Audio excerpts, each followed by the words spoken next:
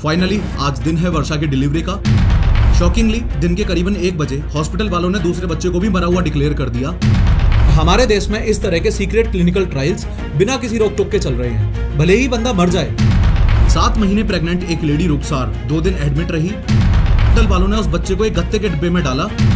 इन सारी बोतल्स में मौजूद खून को इस तरह सिंक में गिरा दिया जाता है, लेकिन डॉक्टर्स अपनी जेब भरने के लिए उस महिला को सी सेक्शन के नर्क में धकेल देते हैं। आज से करीबन 7 साल पहले 30 नवंबर 2017 को सुबह करीब 9 बजे आशीष कुमार और उसकी पत्नी वर्षा अपने जुड़वे बच्चों की डिलीवरी से पहले रूटीन चेकअप करवाने के लिए एक बहुत फेमस हॉस्पिटल में जाते हैं। ये फेमस हॉस्पिटल दिल्ली के शालीमार बाग में स्थित था। डॉक्टर चेकअप शुरू करता है और सोनोग्राफी के दौरान ही वर्षा को बताता है कि प्रेगनेंसी में कुछ कॉम्प्लिकेशंस हैं। मैं अपनी वाइफ को लेकर हॉस्पिटल गया, मैक्स हॉस्पिटल गया, तो उन्होंने कहा कि बच्चों की डिलीवरी करनी पड़ेगी।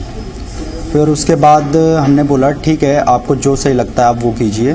फॉलोइंग दिस वो उन्हें फोर्स करता है कि वर्षा को 9 महीने पूरे होने से पहले ही डिलीवरी करवानी पड़ेगी। डॉक्टर्स आशीष को ये भी बोलते हैं कि चूंकि बच्चे 9 महीने से पहले ही जन्म ले रहे हैं, इसलिए उन दोनों बच्चों को 4 दिन तक एक स्पेशल यूनिट में रखना पड़ेगा। मजबूरी का फायदा उठाते हुए उन हॉस्पिटल वालों ने उस स्पेशल यूनिट का 1 दिन का चार्ज बताया 1 लाख रुपए, जो कि नॉर्मली 5-10 हजार ही होता है। इन पेरेंट्स के पास कुछ और ऑप्शन तो था नहीं, इसलिए जैसे तैसे उधार लेकर इन्होंने पैसों का इंतजाम कर लिया। फाइनली आज दिन है वर्षा की डिलीवरी का, और अनफॉर्चुनेटली डिलीवरी के बाद आशीष और वर्षा को ऐसी न्यूज मिली जिसने उन्हें तोड़कर ही रख दिया। डिलीवरी के 5 मिनट बाद ही डॉक्टर्स ने उन जुड़वा बच्चों में से एक बच्चे को मरा हुआ डिक्लेयर कर दिया। शॉकिंगली दिन के करीबन 1 बजे हॉस्पिटल वालों ने दूसरे बच्चे को भी मरा हुआ डिक्लेयर कर दिया और दोनों ही बच्चों की बॉडीज को प्लास्टिक बैग में डालकर पेरेंट्स को हॉस्पिटल के पीछे के गेट से ऐसे सौंप दिया जैसे वो कोई नॉन लिविंग थिंग्स हैं। बताया कि डिलीवरी के वक्त एक बच्ची की मौत हो गई और 1 घंटे बाद दूसरे बच्चे को भी मृत बताकर उसके शव को पार्सल में पैक कर दिया गया। काश दिल्ली के इन हॉस्पिटल वालों ने बच्चों की बॉडीज को सही तरीके से चेक कर लिया होता तो पेरेंट्स के साथ ये अजीब घटना ना होती।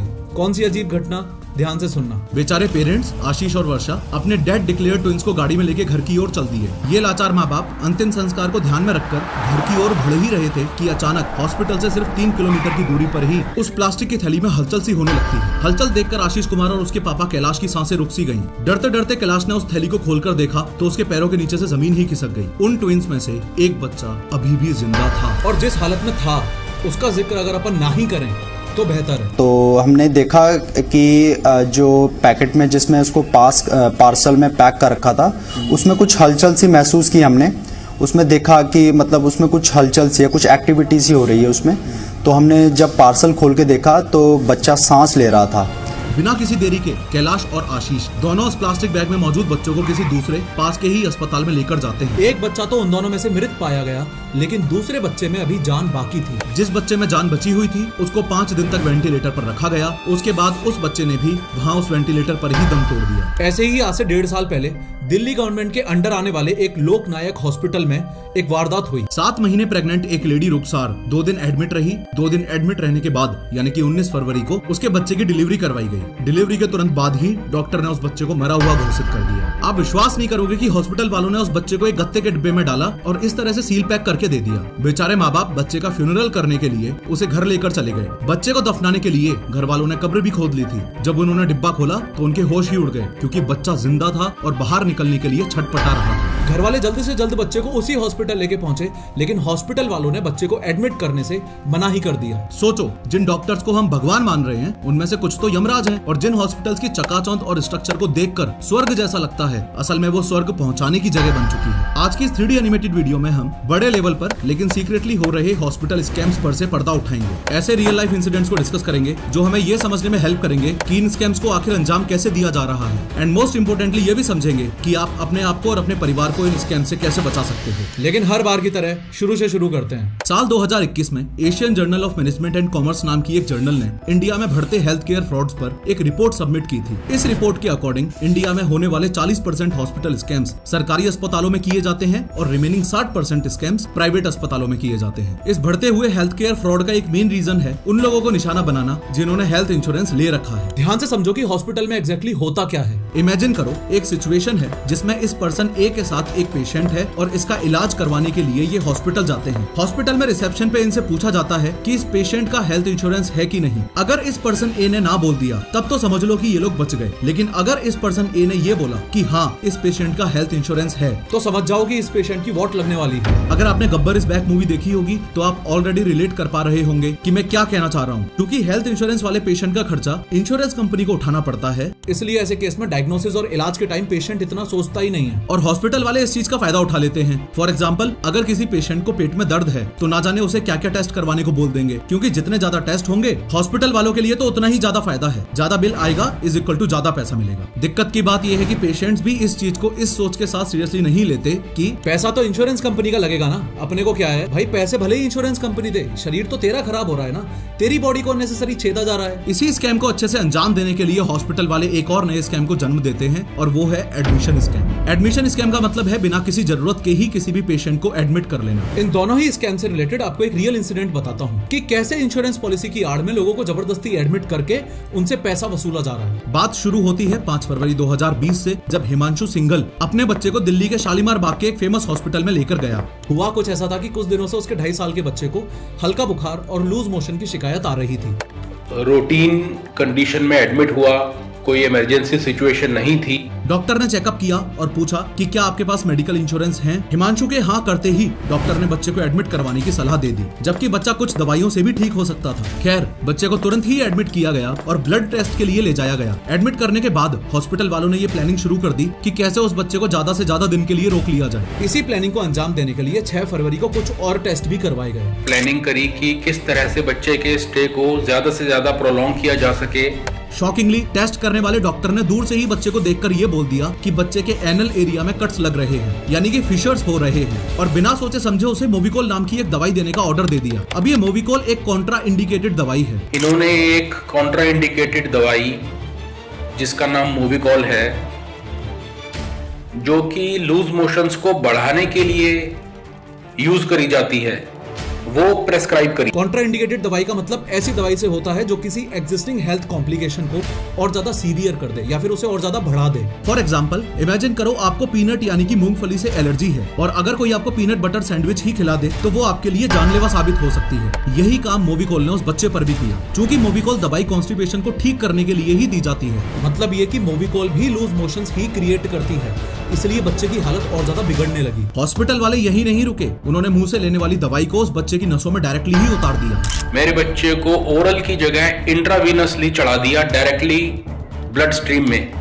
बच्चे के शरीर में पानी की इतनी कमी हो गई कि वो सीवियर शॉक स्टेज में चला गया और उसे तुरंत ही आईसीयू में शिफ्ट करना पड़ गया। कुछ ही टाइम में बच्चे का लीवर ही फेल होने लग गया। अपनी गलती छुपाने के लिए हॉस्पिटल वालों ने हिमांशु सिंघल को उसी हॉस्पिटल की एक दूसरी ब्रांच में ले जाने को कहा। साथ ही हॉस्पिटल वाले उस छोटे से बच्चे का लिवर ट्रांसप्लांट करवाने के लिए प्रेशराइज करने लगे। अनफॉर्चुनेटली, एडमिट होने के 4 दिन बाद ही वो 2.5 साल का बच्चा हॉस्पिटल वालों की लालच की वजह से मौत के घाट उतर गया। मोरोवर, इस एडमिशन स्कैम की एक ग्राउंड रियलिटी और बताता हूँ। जैसे मान लो आप हॉस्पिटल में थर्सडे के दिन एडमिट हुए। अब ध्यान से इन डेज को समझना। डॉक्टर ने आपको 3 दिन तक ऑब्जर्वेशन और ट्रीटमेंट में रहने की सलाह दी और कहा कि सैटरडे तक आप बिल्कुल ठीक हो जाओगे और उसी दिन आप घर भी जा सकते हो। लेकिन ये हॉस्पिटल वाले कोई ना कोई बहाना देकर आपको सैटरडे को डिस्चार्ज करेंगे ही नहीं, क्योंकि संडे को छुट्टी है, यानी कि संडे को हॉस्पिटल बंद होता है, जिस वजह से संडे को डिस्चार्ज प्रोसेस नहीं किया जाता। यानी कि आपको अब संडे को भी वहीं रहना पड़ेगा और मंडे के दिन आपको छुट्टी मिलेगी और ऐसे ही आराम से हॉस्पिटल का 1 दिन का पैसा भी बन जाएगा। ये तो सिर्फ एक तरीका है। हॉस्पिटल वाले सिर्फ इसी तरह से आम जनता को बेवकूफ नहीं बनाते, बल्कि इसके लिए उन्होंने how to fool a patient नाम की एक पूरी लिस्ट बना रखी है। आगे इस लिस्ट को मैं और डिटेल में एक्सप्लेन करूंगा। एक एक पॉइंट को ध्यान से सुनना और समझना, क्योंकि इन स्कैम्स से बचने का बेस्ट तरीका यही है कि इनसे आप अवेयर हो जाओ। अब ध्यान दो कि हॉस्पिटल में एंटर होने के बाद आप एक दो नहीं बल्कि टोटल 8 तरह के स्कैम्स का शिकार हो सकते हो। एक बार इस स्कैम की लिस्ट को देखो। पहला स्कैम तो था इंश्योरेंस पॉलिसी स्कैम और दूसरा था एडमिशन स्कैम। इसके अलावा तीसरा स्कैम है सिंक टेस्ट स्कैम, चौथा स्कैम है मेडिसिन स्कैम, पांचवा है ओवर प्राइसिंग स्कैम, छठा है प्रेगनेंसी स्कैम, सातवां है क्लिनिकल ट्रायल्स स्कैम और आखिरी है जबरदस्ती सर्जरी कर देने वाला scam, unnecessary surgeries scam. Insurance और एडमिशन स्कैम के बारे में तो हम डिटेल में बात कर चुके हैं।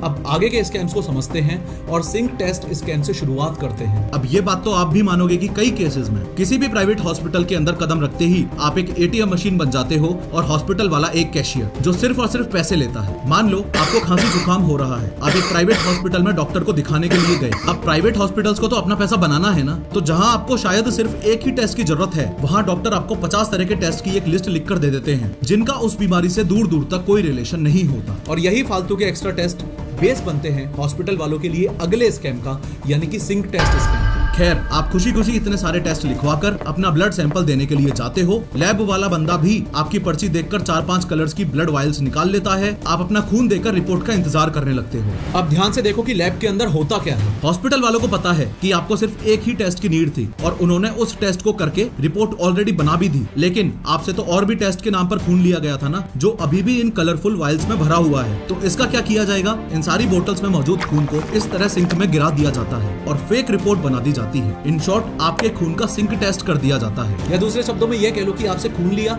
उसको सिंक में गिरा दिया और फेक रिपोर्ट जनरेट करके दे दी। ऐसा मैं नहीं कह रहा हूँ, बल्कि देश के मशहूर हार्ट डॉक्टर BM हेगड़े ने इस स्कैम का पब्लिकली पर्दाफाश करते हुए बताया है। डॉक्टर BM हेगड़े को देश का प्रेस्टिजियस अवार्ड पद्म विभूषण भी मिल चुका है। डॉक्टर BM हेगड़े ने साल 2015 में अपनी कुछ ऑब्जर्वेशंस भी पब्लिक की थी, जिसमें उन्होंने बताया था कि डॉक्टर्स अपने हॉस्पिटल मैनेजमेंट को खुश करने के लिए और उनकी जेबें भरने के लिए इस तरह की अनएथिकल प्रैक्टिसेस को अंजाम दे रहे हैं, और सिंक टेस्ट भी इस बड़े गेम प्लान का एक हिस्सा है। एनीवेज, पैसा कमाने के लिए डॉक्टर्स ऐसे टेस्ट तो लिखते ही हैं जिनका आपकी बीमारी से कोई रिश्ता ही नहीं है, लेकिन एक चीज और जो डॉक्टर्स करते हैं वो है सेटिंग वाली दवाइयां लिखना। सेटिंग वाली दवाई का मतलब है कि डॉक्टर वही दवाई लिखेगा जिस पे उसे सबसे ज्यादा कमीशन मिल रहा हो। मान लो आप कुछ हफ्तों से बीमार फील कर रहे हो और अपने पास ही के एक हॉस्पिटल में जाते हो। वहाँ आप एक जाने माने डॉक्टर को दिखाते हो। क्योंकि उस डॉक्टर के पास काफी ज्यादा पेशेंट्स आते थे, तो आपकी उम्मीद जग जाती है कि ये डॉक्टर आपको जल्दी से ठीक कर देगा। डॉक्टर ने चेकअप किया और कुछ टेस्ट करवाए। रिपोर्ट्स आने के बाद डॉक्टर ने आपको ये बताया कि आपको इन्फेक्शन हुआ है और उसके ट्रीटमेंट के लिए 1 हफ्ते की दवाइयां लिखकर दे दी। आप दवाई की दुकान पर गए तो पता चला कि डॉक्टर ने सारी ब्रांडेड दवाइयां ही दी हैं, जो कि काफी महंगी हैं। रात में आपने अपने एक दोस्त से बात की जो एक दवाई बनाने वाली कंपनी में ही काम करता था। दवाइयों के नाम सुनते ही आपके दोस्त ने आपको बताया कि ये सब टॉप टियर ब्रांडेड दवाइयां हैं, इसके आधे पैसों में तो जेनेरिक दवाइयां आ जाती। यहाँ आपके मन में एक सवाल आ रहा होगा कि ये ब्रांडेड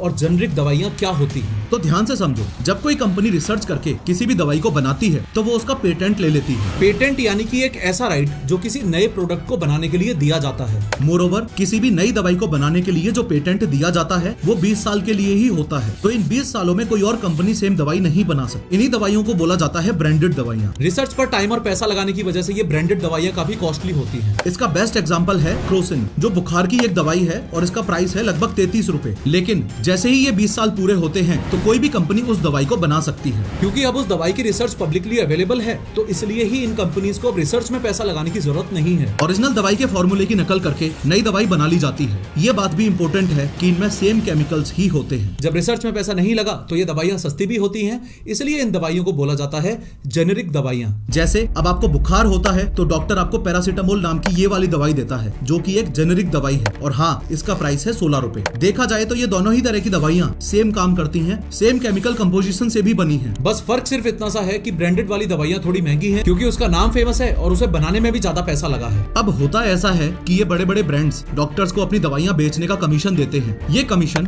कैश में भी हो सकता है और AC, टीवी, मोबाइल या फिर कोई ट्रिप के तरीके से भी हो सकता है। इनफैक्ट हेल्थ मिनिस्ट्री ने प्रेस इन्फॉर्मेशन ब्यूरो की मदद से बार बार डॉक्टर्स को ये भी सलाह दी है कि वो ब्रांडेड दवाइयां लिखने की बजाय जेनेरिक दवाइयां लिखें, और इसका रिसेंट सर्कुलर 28 जुलाई 2023 को ही जारी किया गया था। फिर भी सभी डॉक्टर्स भगवान थोड़ी हैं। At the end of the day कई लोगों के लिए पैसा मैटर कर जाता है। रीजन तो आपको समझ आ ही रहा होगा कि इतने सारे सरकारी सर्कुलर्स निकालने के बावजूद भी डॉक्टर्स पर ब्रांडेड दवाइयां लिखने का ही भूत क्यों सवार है। ये मेडिसिन स्कैम अपने देश में बहुत बड़े लेवल पर चल रहा है। अब देखो, हॉस्पिटल सबसे बड़ी धांधली जहां करते हैं वो है दवाइयों के प्राइसेस पर। लूट के इस हथियार को अच्छे से समझते हैं और इस खेल के अंदर चल के देखते हैं। ये स्कैम भी 2 तरह से किया जा सकता है। पहला तो दवाइयों के बढ़ते हुए रेट्स के जरिए, और दूसरा किसी भी अनयूज्ड चीज का प्राइस चार्ज करके। एक एक करके दोनों ही कैटेगरीज को समझेंगे, पर शुरुआत बढ़े हुए रेट्स वाली कैटेगरी से करेंगे। कभी आपके साथ ऐसा हुआ है कि आप खुद को दिखाने के लिए एक डॉक्टर के पास गए और जो दवाइयां उसने लिखी वो आपको उस हॉस्पिटल से ही खरीदनी पड़ी? टेक्निकली डॉक्टर जो भी दवाइयां लिखता है, पेशेंट उन दवाइयों को कहीं से भी खरीद सकता है, लेकिन मैक्सिमम टाइम्स हॉस्पिटल्स उसे ऐसा नहीं करने देते। ये लॉ के अगेंस्ट है, लेकिन मैक्सिमम टाइम्स यही होता है। इनफैक्ट जब डॉक्टर आपकी पर्ची में दवाइयाँ लिख देता है तो घंटी बजाकर अपने असिस्टेंट को बुलाता है। ये असिस्टेंट आपकी पर्ची लेकर जाता है और उसका सिर्फ एक ही डेस्टिनेशन होता है, हॉस्पिटल की फार्मेसी, जहाँ वो आपको जबरदस्ती दवाइयाँ दिलवाता है। ऐसा होता क्यों है वो भी समझो। जब भी हॉस्पिटल वाले किसी दवाई बनाने वाली कंपनी से दवाइयों की डील करते हैं तो ये देखते हैं कि किस कंपनी की दवाई का प्राइस सबसे ज्यादा है और किस दवाई पर प्रॉफिट मार्जिन सबसे ज्यादा मिल रहा है, और फाइनली उस दवाई को चूज कर लिया जाता है। जैसे मान लो किसी कंपनी ने बुखार की एक दवाई बनाई जिसकी कॉस्ट उसे पड़ी 1 रुपए। अब ये कंपनी हॉस्पिटल के पास जाएगी और बोलेगी कि आप मेरी दवाई को 1.5 रुपए में खरीद लो। लेकिन यहाँ भी एक कैच है, कंपनी उस दवाई का MRP वो ही सेट करेगी जो हॉस्पिटल वाले उसे बताएंगे। हॉस्पिटल वाले मैक्सिमम प्रॉफिट लेने के लिए उसका MRP रख देंगे 7 रुपए, यानी कि 1.5 रुपए की दवाई अब पेशेंट को 7 रुपए की मिलेगी, यानी कि हॉस्पिटल वालों को इस दवाई पर हद से ज्यादा प्रॉफिट हो जाएगा। इनफैक्ट हॉस्पिटल के अंदर वाली दुकान पर जो दवाई मिलेगी उसका MRP हॉस्पिटल के बाहर वाली दुकान पर मिलने वाली दवाई के कंपैरिजन में अलग हो सकता है। एक रिपोर्टेड सर्वे में जो एक दवाई हॉस्पिटल के अंदर 858 रुपए की मिल रही थी, वही सेम दवाई बाहर दुकान से खरीदी तो 710 रुपए की MRP पर थी। इस बात का मतलब समझ पा रहे हो कि हॉस्पिटल वाले अपने पेशेंट्स को कितना चूना लगा रहे हैं। अब अगर बात करें दूसरे केस की, यानी कि किसी भी चीज का प्राइस बिल में ऐड कर देने की, तो इस बात को एक रियल इंसिडेंट से समझते हैं। देखो, बात है 31 अगस्त 2017 की, जब 7 साल की एक बच्ची आद्या सिंह को डेंगू के इलाज के लिए दिल्ली के एक फेमस हॉस्पिटल में एडमिट करवाया गया। ट्रीटमेंट शुरू हुआ, सब कुछ सही चल रहा था, लेकिन अचानक 5वें दिन आद्या की तबीयत बिगड़ने लगी और हालत इतनी खराब हो गई कि आद्या को वेंटिलेटर पर लेना पड़ा। वेंटिलेटर का मतलब है किसी भी पेशेंट को आर्टिफिशियली सांसें देना। सऊदी अरेबिया की एक मेडिकल जर्नल ने साल 2019 में वेंटिलेटर पर सर्वाइवल की एक स्टडी की थी, जिसके मुताबिक वेंटिलेटर पर जाने के बाद 37% अडल्ट पेशेंट और 17% चाइल्ड पेशेंट्स सर्वाइव ही नहीं कर पाते हैं। इवन जनरल परसेप्शन भी यही है कि वेंटिलेटर पर जाने के बाद इंसान के बचने के चांसेस काफी कम हो जाते हैं। खैर, वेंटिलेटर पर रखने के बाद हॉस्पिटल वालों ने आद्या के माँ बाप को इन्फॉर्मेशन देना ही बंद कर दिया। इनफैक्ट पेरेंट्स के बार बार बोलने पर भी हॉस्पिटल वाले उन्हें आद्या के जिंदा होने की कोई भी रिपोर्ट शेयर नहीं कर रहे थे। और फिर अनफॉर्चुनेटली एडमिट होने के 14 दिन बाद आद्या की मौत हो गई। अति तो तब हो गई जब आद्या के पापा जयंत सिंह को इन हॉस्पिटल वालों ने 16 लाख रुपए का बिल थमा दिया। बिल देखकर जयंत सिंह के होश ही उड़ गए, क्योंकि बिल के हिसाब से उस 7 साल की बच्ची के ट्रीटमेंट के दौरान उसे 660 सिरिंजेस लगाई गई थी, यानी कि हर रोज लगभग 40 इंजेक्शंस। इसके अलावा जो ब्लड टेस्ट बाजार में 70 रुपए में ही हो जाता है, उसके लिए हॉस्पिटल वालों ने जयंत सिंह से 5400 रुपए चार्ज कर रखे थे। और हद तो तब हो गई जब 15 दिन के इस पूरे ट्रीटमेंट में 2700 ग्लव्स जो हॉस्पिटल स्टाफ यूज करता है उसका भी पैसा चार्ज किया गया था। Gloves and 660 syringes were added to the bill.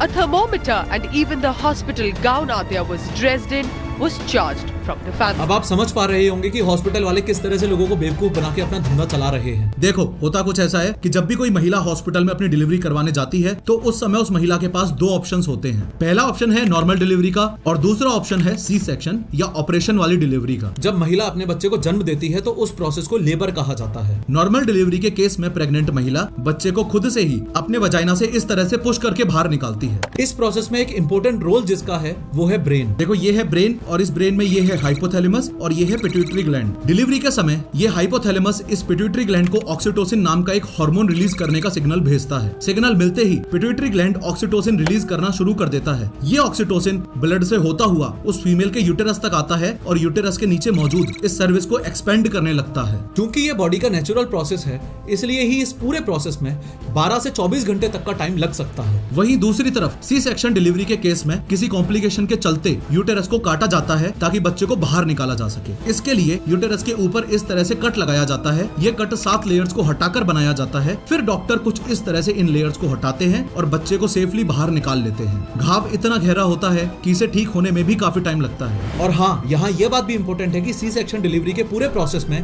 केवल 45 मिनट तक का ही टाइम लगता है। अब यहाँ ध्यान देने वाली बात यह है कि सी सेक्शन डिलीवरी कम समय में हो तो जाती है, पर इसकी कॉस्ट नॉर्मल डिलीवरी की तुलना में बहुत ज्यादा हाई है। और यही रीजन है कि हॉस्पिटल वाले हमेशा यही चाहते हैं कि ज्यादा से ज्यादा महिलाओं की नॉर्मल डिलीवरी ना हो और उनका पैसा बनता रहे। ये बात तो आप भी मानोगे कि बॉडी का नेचुरल प्रोसेस ही किसी महिला और उसके बेबी के हेल्थ के लिए अच्छा होता है, लेकिन डॉक्टर्स अपनी जेब भरने के लिए उस महिला को सी सेक्शन के नर्क में धकेल देते हैं। इसके लिए जो ट्रिक्स डॉक्टर अपनाते हैं वो कुछ इस तरह की बातें हैं। आपके बच्चे ने तो पोटी कर दी है, अभी की अभी ऑपरेशन करना पड़ेगा, या फिर आपका बच्चा इस तरह से अम्बिलिकल कॉर्ड में उलझ गया है, अभी के अभी ऑपरेशन करना पड़ेगा, एक्सेट्रा एक्सेट्रा। अपने बच्चे को रिस्क में देखकर कोई भी माँ बाप आप झट से सी सेक्शन के लिए रेडी हो जाते हैं। पर हाँ, ऐसा भी नहीं है कि डॉक्टर्स हर टाइम ही झूठ बोल रहे होते हैं, कई केसेस में वो सच भी होता है। लेकिन आपको ये सुनकर शौक लगेगा कि इंडिया में होने वाली टोटल डिलीवरीज में से 21.5% सी सेक्शन से होने वाली डिलीवरीज हैं। और तो और प्राइवेट हॉस्पिटल्स में सी सेक्शन से होने वाली डिलीवरीज का रेट 49.7% तक जा चुका है। इसका मतलब ये हुआ कि प्राइवेट हॉस्पिटल्स में होने वाली हर 2 डिलीवरीज में से एक तो सी सेक्शन के द्वारा ही हो रही है। आपको ये भी बता दूं कि WHO यानी कि वर्ल्ड हेल्थ ऑर्गेनाइजेशन के हिसाब से तो सी सेक्शन की आइडियल रेट 10 से 15% तक ही है, और वो भी सिर्फ कॉम्प्लिकेटेड केसेस में ही होनी चाहिए। सोच के देखो, सिर्फ अपने पैसे बनाने के लिए कितनी ही फीमेल्स की जिंदगी को रिस्क पे डाला जा रहा है। इसी से रिलेटेड एक रियल इंसिडेंट और बताता हूँ। ये है अभिलाष सिंह और ये है उनकी पत्नी साक्षी। अपने बच्चे की डिलीवरी करवाने के लिए उन्होंने अपने एरिया का बेस्ट प्राइवेट हॉस्पिटल चूज किया। डॉक्टर ने जो टेस्ट सजेस्ट किए वो सब साक्षी ने करवाए और सभी टेस्ट की रिपोर्ट्स भी एकदम सही आ रही थी। लेके गए, दिखाए, सब नॉर्मल था। फिर टाइमली जो भी चेकअप इन्होंने बोला हमने कराया। ये बात हम सबको ऑलरेडी पता होती है कि नॉर्मल प्रेगनेंसी में 40 हफ्तों का या करीबन 9 महीनों का टाइम होता है। पर पता नहीं क्यों 37वें हफ्ते में ही डॉक्टर ने साक्षी को सी सेक्शन डिलीवरी करवाने के लिए फोर्स किया। घर वालों के बार बार पूछने पर डॉक्टर ने ये कहा कि बच्चों की जान को खतरा है, इसलिए तुरंत ही ऑपरेशन करवाना होगा। ऑपरेशन हुआ। चूंकि साक्षी का बच्चा 9 महीने से पहले ही पैदा हुआ था, इसलिए डिलीवरी के बाद उस बच्चे को स्पेशल यूनिट में रखा गया। सब कुछ सही चल रहा था, लेकिन अचानक ही साक्षी की तबीयत बिगड़ने लगी। उसका ब्लड प्रेशर बढ़ने लगा और उसका चेहरा पहले लाल सा होने लगा और फिर एकदम ही काला पड़ गया। बीपी फ्लक्चुएट करने लगी, 190 चली गई और फेस पूरे रेड से ब्लैक होने लगे। वहाँ मौजूद नर्स ने इस सिचुएशन को सीरियसली तक नहीं लिया और ये कह दिया कि ये तो नॉर्मल सी बात है, ऐसा होता रहता है। मोरओवर जो डॉक्टर साक्षी को ट्रीट कर रही थी वो डिलीवरी के 30 घंटे बाद तक भी साक्षी को देखने ही नहीं आई। इन्फेक्शन इतना सीवियर होता जा रहा था कि साक्षी का पेट फूलने लगा, क्योंकि उसने ऑपरेशन के बाद भी अभी तक यूरिन तक पास नहीं किया था। यानी कि 30 घंटे से यूरिन ही नहीं किया था। 30 घंटे बाद जब डॉक्टर आई तो उसने चिल मोड में ये बोल दिया कि इसे फ्रूटी पिला दो, सब सही हो जाएगा। डॉक्टर साहब रिएक्शन के बाद 28-30 घंटे नहीं, दोपहर 2 बजे आके कह रही है फ्रूटी पिलाओ, हो जाएगा। बात बिगड़ने लगी तो डॉक्टर को लगा वो फंस ना जाए और इसी रीजन से साक्षी को दूसरे हॉस्पिटल में ले जाने के लिए कह दिया। बदकिस्मती से वहां पहुंचते पहुंचते साक्षी की मौत हो गई। ऐसी ही एक घटना टीवी एक्ट्रेस छवि मित्तल के साथ भी हुई थी। ध्यान से सुनना क्या हुआ था। छवि मित्तल ने अपने दूसरे बच्चे की डिलीवरी करवाने से पहले अपने डॉक्टर को साफ शब्दों में ये बता दिया था कि वो एक नॉर्मल डिलीवरी ही करवाना चाहती है। डॉक्टर ने उस समय तो हाँ भी कर दी थी। I will meditate during my contractions and I will do the pain management through that, but I don't want epidural. I don't want any kind of medical interference in my delivery. And she said okay. छवि को labour pain होना शुरू हुआ और वो उस hospital में पहुंची जहां उसके डॉक्टर ने बताया था। पर हॉस्पिटल वालों के इरादे तो कुछ और ही थे। उन्होंने चालाकी से छवि को एक इंजेक्शन लगा दिया। When this injection was administered, I suddenly got a panic attack. I said, "What did you just give me? Why did you do that? What's happening to me?" She said, "Nothing, relax. This is just to hasten the labor." और injection क्या था? वो था oxytocin hormone का एक injection. अभी थोड़ी देर पहले ही मैंने आपको बताया था ना कि ऑक्सीटोसिन बॉडी में रिलीज होता है, जिसकी मदद से बच्चे की डिलीवरी इजीली हो पाती है। तो अब आपके दिमाग में ये सवाल आ रहा होगा कि ये ऑक्सीटोसिन का इंजेक्शन लगाया ही किस लिए? देखो, नेचुरल डिलीवरी में तो टाइम लगता है और पैसे भी काफी कम आते हैं, लेकिन डॉक्टर्स को तो जल्दी है ना। इसी रीजन से डॉक्टर्स ये ऑक्सीटोसिन हार्मोन का इंजेक्शन लेबर को जल्दी प्रोड्यूस करने के लिए लगा देते हैं। सिंथेटिक ऑक्सीटोसिन से बॉडी में मौजूद ऑक्सीटोसिन का लेवल इतना बढ़ जाता है कि उस फीमेल को सीवियर लेबर पेन होना शुरू हो जाता है। शॉकिंगली ये पेन इस लेवल का होता है कि फिर वो महिला नॉर्मल डिलीवरी कर ही नहीं सकती है और उसे सी सेक्शन ही करवाना पड़ता है। और यही सेम सिनेरियो छवि मित्तल के साथ भी हुआ। इस बात का सीधा सा मतलब आप समझ पा रहे हो।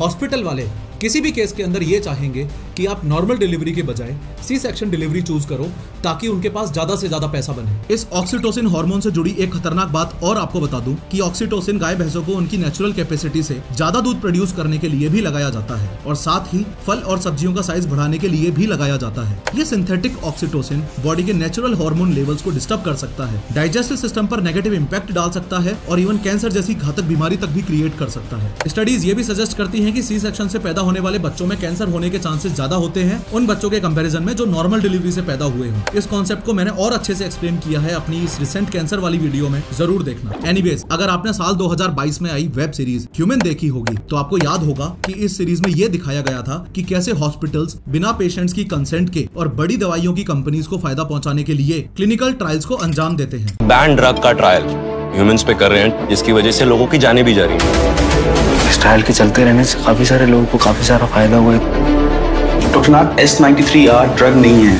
पॉइजन है।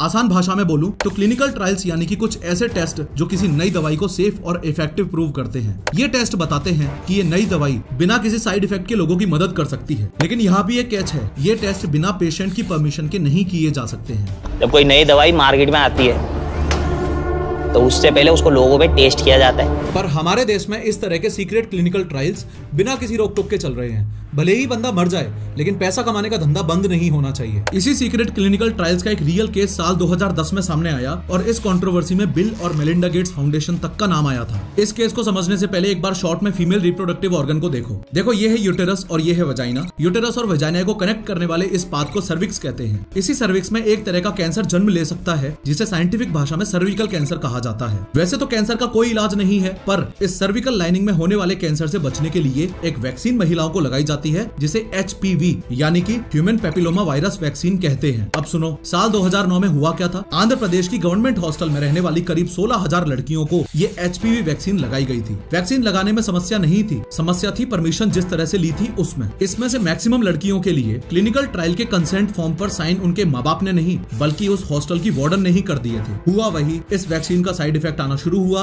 और कुछ लड़कियों की मौत भी हो गई। इस क्लिनिकल ट्रायल का एक और रियल इंसिडेंट सुनो। ये है राजस्थान में यहाँ है चूरू डिस्ट्रिक्ट और यहाँ है जयपुर डिस्ट्रिक्ट। साल 2018 की बात। चूरू से 19 लोगों को बस में बिठाकर जयपुर लाया गया। उन्हें बताया गया था कि जयपुर में एक मेडिकल कैंप लग रहा है जिसमें उन्हें काम दिया जाएगा, कुछ पैसे दिए जाएंगे और IPL मैच की टिकट्स भी दी जाएंगी। इन सब के लालच में ये 19 लोग जयपुर आ गए। बस जाकर रुकी मालपानी हॉस्पिटल पर जहाँ सपोजिटली वो मेडिकल कैंप लगा हुआ था। रात हो चली थी, उन्होंने खाना खाया और सोने चले गए। अगली सुबह एक डॉक्टर वहाँ आता है और कहता है कि तुम सबको कुछ दवाइयाँ दी जा रही हैं, चिंता मत करो, जरा भी तकलीफ हो तो एक्सपर्ट डॉक्टर्स यहाँ मौजूद हैं। उन लोगों को 9 दिन तक लगातार गोलियां दी गई। अब पूरा टाइम ये 19 लोग सोते ही रहते थे और दर्द में भी रहते थे। 9 दिन के बाद भी जब ये दर्द कम नहीं हुआ तब उन्होंने कंप्लेन कर दी। इस पूरे मुद्दे पर छानबीन शुरू हुई तो पता चला कि ग्लेनमार्क नाम की एक बड़ी दवाई कंपनी ने ये ट्रायल्स करवाए थे और भांडा फूटने के बाद हॉस्पिटल वालों ने इस क्लिनिकल ट्रायल से साफ इनकार ही कर दिया। खैर, अब आखिरी तरह के स्कैम यानी कि अननेसेसरी सर्जरीज को समझते हैं। साल 2023 में पब्लिश्ड थॉमसन राउटर्स फाउंडेशन की एक रिपोर्ट के हिसाब से देश में 66.8% uterus removal surgeries private hospitals में हो रही हैं और चौंकाने वाली बात यह है कि इनमें से 95% सर्जरीज अननेसेसरी हैं, यानी कि जबरदस्ती ही की जा रही हैं। इसी रिपोर्ट के मुताबिक ये सर्जरीज यंग एज में और पीक रिप्रोडक्टिव एज में ही की जा रही है। इसका मतलब जब किसी महिला का शरीर सबसे ज्यादा हेल्दी स्टेट में है, हॉस्पिटल वाले उसी समय उसको जानलेवा स्टेट में फेंक रहे हैं। हालत इतनी खराब हो चुकी है कि साल 2020 में published national family health survey के हिसाब से तो देश की 15 से 49 साल की करीब 3.3% फीमेल्स के यूटरस निकाले जा चुके हैं। सिचुएशन कितनी क्रिटिकल है आप समझ पा रहे होंगे। इस फिजूल में होने वाली सर्जरी का एक और रियल इंसिडेंट सुनो। बात है साल 2010 की। उत्तर प्रदेश के बरेली में रहने वाली ये सबीहा हामिद अपने बच्चों की डिलीवरी करवाने के लिए इस डॉक्टर M खान हॉस्पिटल में एडमिट हुई। हॉस्पिटल वालों ने ये विश्वास दिलाया था कि उनके हॉस्पिटल में सबीहा को बेस्ट मेडिकल फैसिलिटीज मिलेंगी और डिलीवरी भी एकदम कंफर्टेबली होगी। एडमिट होते वक्त सबीहा की कंडीशन एकदम नॉर्मल थी। डॉक्टर ने चेकअप करने के बाद लगभग दिन के 3 बजे सी सेक्शन डिलीवरी की सलाह दी, लेकिन सबीहा की फैमिली और हस्बैंड ने इस ऑपरेशन के लिए कंसेंट नहीं दिया। सबीहा को लेबर रूम में ले जाया गया और कुछ ही सेकंड्स बाद उसे ऑपरेशन थिएटर में शिफ्ट कर दिया गया। सबीहा को कुछ इंजेक्शंस लगाए गए और वो बेहोश हो गई। उसके बाद डॉक्टर्स ने बिना कंसेंट के ही उसकी सी सेक्शन डिलीवरी कर दी। फाइनली हॉस्पिटल वाले तो अपना पैसा बनाने का दाव खेल चुके थे। खैर, डिस्चार्ज होने के बाद सबीहा को कंटिन्यू पेट में दर्द होना शुरू हो गया। जितनी बार भी सबीहा डॉक्टर के पास गई, हर बार उन्होंने सेम ही जवाब दिया कि ये दर्द ऑपरेशन की वजह से हो रहा है, ये एकदम नॉर्मल सी बात है और कुछ दिनों में ठीक हो जाएगा। दिन ब दिन दर्द बढ़ता ही जा रहा था और अलग अलग डॉक्टर्स को दिखाने के बावजूद भी कोई सॉल्यूशन नहीं मिल पा रहा था। अंत में सबीहा लखनऊ के एक हॉस्पिटल में एडमिट हुई। इन्वेस्टिगेशन के बाद पता चला कि उसके पेट में एक कॉटन का बंडल था जो उस दर्द की वजह बन रहा था। एनीवेज, फर्जी सी सेक्शन और यूटेरस रिमूवल के अलावा हार्ट में स्टेंट डालना, नी या घुटना रिप्लेसमेंट करना, कैंसर सर्जरीज करना या IVF ट्रीटमेंट करना भी मैक्सिमम केसेस में रिक्वायर्ड ही नहीं होता है। फिर भी डॉक्टर्स पैसा बनाने के लिए इन सबको अंजाम दे देते हैं। और हाँ, एक चीज और बताता हूँ, फिजूल की गई सर्जरीज के अलावा हॉस्पिटल वाले कई बार गलत सर्जरीज भी कर देते हैं। गलत यानी कि बंदा करवाने तो किसी और पार्ट का ऑपरेशन गया था, पर डॉक्टर ने किसी और ही पार्ट का ऑपरेशन कर दिया। डॉक्टर्स भी लाइक, अरे ये भी निकाल देता हूँ और ला ये भी निकाल देता हूँ। इसी से रिलेटेड एक रियल इंसिडेंट सुनो। हुआ कुछ ऐसा था कि 23 जून 2023 को हरि मोहन और उसकी पत्नी अपने 2.5 साल के बच्चे को बरेली के इस डॉक्टर एम खान हॉस्पिटल में लेकर पहुंचे। बच्चे को तुतलाने की प्रॉब्लम थी, जिसका रीजन था टंग टाई। टंग टाई एक ऐसी कंडीशन है जहां एक बच्चे की जीभ इस तरह से चिपकी रहती है, जिसकी वजह से जीभ का मूवमेंट कम हो जाता है। एक बार इस जीभ को देखो और अब इस जीभ को देखो। आप देख पा रहे होंगे कि इस राइट साइड वाली जीभ और तलवे के बीच में ये जो एक्स्ट्रा फाइबर है, इसकी वजह से ही जीभ का मूवमेंट रुक जाता है। नॉर्मली हम लोगों में ये एक्स्ट्रा फाइबर नहीं होता है। इस एक्स्ट्रा फाइबर की वजह से ही बच्चा सही से नहीं बोल पाता है और तुतलाने लगता है। इसको ठीक करने के लिए एक छोटा सा ऑपरेशन करना होता है, जिसमें डॉक्टर इस एक्स्ट्रा फाइबर को कैंची से इस तरह से काट देता है। तो प्रॉब्लम तुतलाने की थी, ऑपरेशन जीभ का ही करना था। ऑपरेशन के जस्ट पहले हॉस्पिटल वालों ने हरि मोहन को साइन करने के लिए कुछ पेपर्स दिए। उन पेपर्स में इंग्लिश में लिखा हुआ था और चूंकि हरि मोहन को इंग्लिश नहीं आती थी तो उसने ये बात डॉक्टर को बताई और पूछा कि पेपर्स में क्या लिखा है। डॉक्टर ने इस बात को टालते हुए कह दिया कि इसमें कोई खास बात नहीं है, तुम तो बस साइन कर दो। ऑपरेशन हुआ और बच्चे को वार्ड में शिफ्ट भी कर दिया गया। थोड़ी देर बाद ही जब इस 2.5 साल के बच्चे को गर्मी लगने लगी तो उसकी माँ ने बच्चे के कपड़े खोल दिए। कपड़े खोलते ही उसकी माँ की आंखें फटी की फटी रह गईं। बच्चे के प्राइवेट एरिया पर एक पट्टी बंधी हुई थी। पूरे हॉस्पिटल में हंगामा मच गया क्योंकि इस बच्चे का खतना या सर्कमसिजन कर दिया गया था। इसी केस की वजह से डॉक्टर एम खान हॉस्पिटल का लाइसेंस सस्पेंड कर दिया गया था। जांच में ये सामने आया था कि अस्पताल के प्रशासन की लापरवाही सामने आई थी, जिसके चलते अस्पताल का लाइसेंस सस्पेंड कर दिया गया है। कोई भी ओपीडी नहीं चालू की जाएगी और ना ही कोई भी मरीज एडमिट किया जाएगा। अब एक बड़ा सवाल यहाँ ये उठता है कि ऐसा हो क्यों रहा है। इसके पीछे 2 बड़े कारण हैं। पहला है कोई भी स्ट्रिक्ट मॉनिटरिंग बॉडी का ना होना और दूसरा है लोगों में अवेयरनेस ना होना। एक एक करके दोनों रीजंस को समझेंगे, लेकिन शुरुआत सबसे पहले स्ट्रिक्ट मॉनिटरिंग बॉडी वाले से करते हैं। देखो, ये है मेडिकल काउंसिल ऑफ इंडिया, जो कि इंडिया में टॉप मेडिकल बॉडी है और इसका काम है मेडिकल एजुकेशन और मेडिकल प्रोफेशनल्स यानी कि मेडिकल फील्ड से जुड़े लोगों के एथिकल बिहेवियर पर नजर रखना। लेकिन ये बॉडी अपनी ड्यूटीज को सही तरीके से निभाने में काफी हद तक फेल है। साल 2016 में मेडिकल काउंसिल ऑफ इंडिया के वर्किंग मैकेनिज्म यानी कि काम करने के तरीके को रिव्यू करने के लिए सरकार ने कमेटी बनाई थी। उस कमेटी ने ये क्लियरली बताया था कि medical council of India official काम को भूलकर बस मेडिकल कॉलेजेस को लाइसेंस देने का काम ही करती रहती है। इनफैक्ट मेडिकल एथिक्स को तो पूरी तरह से इग्नोर किया जा रहा है। मोरओवर इंडिया में लोग क्वैक्स यानी कि झोला छाप डॉक्टर्स पर काफी विश्वास करते हैं और छोटी मोटी बीमारियों में तो ऐसे ही डॉक्टर्स के पास जाना पसंद करते हैं। आगे बढ़ने से पहले इस झोला छाप वाले कॉन्सेप्ट को एक रियल इंसिडेंट की मदद से समझो। उत्तर प्रदेश के उन्नाव जिले में एक चौंका देने वाला वाकया सामने आया जब 33 लोग एक साथ HIV पॉजिटिव पाए गए और रीजन था एक झोला छाप डॉक्टर। ये जो डॉक्टर आपको साइकिल पर घूमता हुआ दिखाई दे रहा है, ये है राजेश यादव। राजेश इसी तरह घूमते हुए लोगों का इलाज करने का दावा करता है और अपने इस इलाज को जादुई इलाज भी कहता है। इस जादुई इलाज में शामिल हैं ये 3 पुड़िया और 1 इंजेक्शन। ये बताओ छोटू, तुम कब गए रहे उस डॉक्टर के पास, कब गए थे? 1 साल हुआ है। तो तुमको कोई इंजेक्शन लगाया गया था? हाँ, इंजेक्शन लगाया था, दवा भी दी थी 3 खुराक। और इस जादुई इलाज की सबसे खतरनाक बात यह है कि ये डॉक्टर इस इंजेक्शन में इस्तेमाल होने वाली सिरिंजेस को पानी से धोता है और अपने पेशेंट्स को लगा देता है। आई होप ये बात हम सबको ही पता है कि एक ही सिरिंज को बार बार यूज नहीं करना होता है, पर शायद इस डॉक्टर ने ये सोचा कि सिरिंज भी कपड़े जैसी ही होती है, बस धो लो और फिर से पहन लो। इस बंदे ने सभी लोगों को एक ही सिरिंज से इंजेक्शन लगाया, जिसकी वजह से लगभग 33 लोगों को HIV एड्स जैसी खतरनाक बीमारी हो गई। What has that meant? That 33 people, including a boy as young as 13, now have HIV because he allegedly injected many people using the same infected syringe. बात जब अवेयरनेस की हो ही रही है तो आपने ये भी नोट किया होगा कि बहुत सारे फार्मासिस्ट यानी कि केमिस्ट भी इस तरह से झोला छाप डॉक्टर वाला काम करते हैं। क्योंकि लोगों में इतनी अवेयरनेस नहीं है, इसलिए डॉक्टर को दिखाने की बजाय वो इन केमिस्ट से ही दवाइयां लेना प्रेफर करते हैं। Even medical council of India के रूल्स के हिसाब से तो एक केमिस्ट ना तो कोई दवाई प्रिस्क्राइब कर सकता है और ना ही प्रैक्टिस कर सकता है, यानी कि एक डॉक्टर वाला काम नहीं कर सकता। फिर भी हमारे देश में ये धंधा खुलेआम चल रहा है। दिल्ली में 2 साल की एक बच्ची मुस्कान बुखार और जुकाम की वजह से बीमार है। मुस्कान के माँ बाप पास ही की एक मेडिकल शॉप पर लोकल डॉक्टर का पता पूछने के लिए गए और तभी वो केमिस्ट अपनी चौड़ में उन्हें ये बोलता है कि ऐसी छोटी मोटी बीमारी में डॉक्टर के पास जाना ही क्यों है, मैं हूं ना, और झट से एक इंजेक्शन बच्ची को लगा दिया। करीब 10 मिनट बाद ही वो बच्ची एकदम ठंडी पड़ गई और बेहोश हो गई। तुरंत ही पेरेंट्स उसे हॉस्पिटल लेके गए जहां उस बच्ची को मृत घोषित कर दिया गया। इन सभी हॉस्पिटल स्कैम से बचने के लिए एक चीज जो आप कर सकते हो वो ये कि हॉस्पिटल में जब भी आपसे मेडिकल इंश्योरेंस के बारे में पूछा जाए तो एक बार के लिए तो मना कर दो। आपके पास मेडिकल इंश्योरेंस हो तब भी आप मना कर दो। जब तक आपका सही से डायग्नोसिस डायग्नोसिस ना हो जाए तब तक आपको ये नहीं बताना है कि आपके पास मेडिकल इंश्योरेंस है। ये बात तो आप ऑलरेडी समझ चुके होंगे कि डायग्नोसिस भी आजकल इस बात पर डिपेंड करता है